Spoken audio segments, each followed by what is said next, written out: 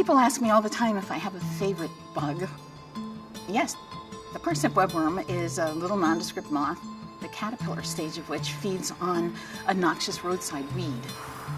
It produces a group of chemicals that are called furanocoumarins, and these are amazingly toxic compounds.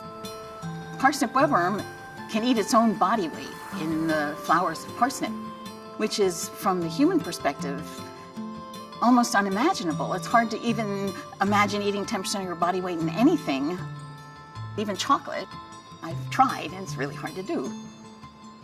People might wonder why I would spend so much time on an interaction of a roadside weed and a little brown moth, and how society could possibly benefit from such an obscure pursuit. And it turns out it's actually a natural example of biological control. The nice thing about basic curiosity-driven research is that new knowledge that you find has the potential to be useful. For example, there are viruses that insects, including caterpillars, are very vulnerable to. They're called baculoviruses. They basically turn a healthy caterpillar into a little bag of goo.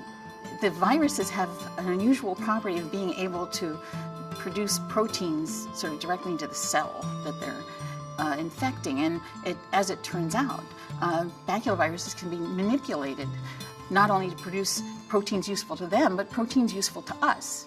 There is an entire industry now based on baculovirus-mediated expression of proteins, including, among other things, flu vaccine. Baculoviruses enable people to produce vats of vaccine without any risk of allergy. Came from the guts of sick caterpillars that were being investigated for reasons completely unrelated to flu vaccines.